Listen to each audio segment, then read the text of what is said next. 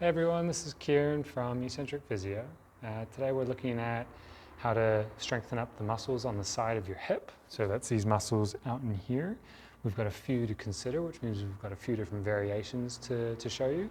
If you've had anything from groin injuries, or you struggle with like shock absorption, or you just have a painful hip, particularly on the outside of your hip, you might find these exercise variations useful.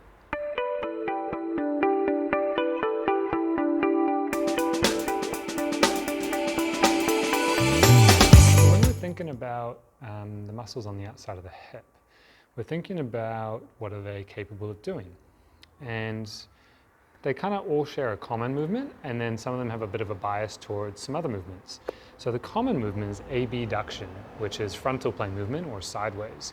So it would be like me going sideways like this, or you can see my hip is going sideways. So that's kind of the shared movement. Now we've got our TFL in the front, our tensor fascia latae. We've got our glute med, which actually has quite a massive attachment area that wraps around the back here and inserts onto this greater trochanter. You've got glute minimus, which sits underneath, and it's a bit more of a hip approximator and a bit of a fine tuner through movement. And then you also have your glute max, which externally rotates the hip and also has an ability to abduct the leg as well when it's behind you. So we've got a lot of muscles to consider, and we're going to bias those differently in how we do this exercise. So this is a nice stepping stone towards some side plank variations, particularly because it just isolates the hip area more than it does others. Yes, other muscles are working, and there's other stabilization going on, and there's other eccentric or muscles lengthening. But to really just focus on getting some blood pumping through these areas, and especially after, say, an injury or you've had a surgery, this will be really useful. So how do we bias these muscles differently? One of the first things you want to do is line yourself up against the wall. So I've got my head touching, my heels touching, my back touching, and my hips touching down here. Now there's still a bit of a gap in my lower back. I'm not overly arching, that's just the natural gap that's there. Now if I keep my leg perfectly against the wall here, that's going to be getting all of those muscles that we talked about. Now if I change the rotation a little bit, it's going to bias those different muscles, right? So if I externally rotate the foot, so I turn my toes towards the sky and start going up and down, I'm starting to get more fibers towards my posterior glute med, so that's the back glute med, or I'm also getting a little bit of glute max as well. If I turn my toes down, now I'm internally rotating my hip, I'm going to be biasing that TFL and anterior fibers of glute med, and you're going to feel the contraction in different areas. I could further bias the glute med by flexing my hip, because it also has that capacity as well.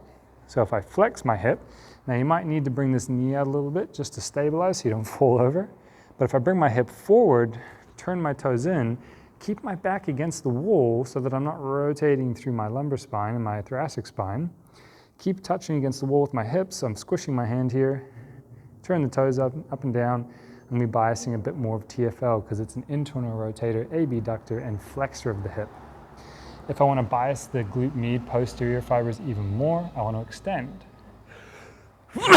Oh, excuse me. So I'm going to go a little bit further away from the wall. The tricky part is now you don't have that feedback, so you're not sure if you're flexing, you're not sure if you're staying flush. I've got a line here which is helpful. You could do the same at home with maybe put a yoga mat down, or just choose some sort of line that maybe like floorboards, something that helps you keep you true to your position.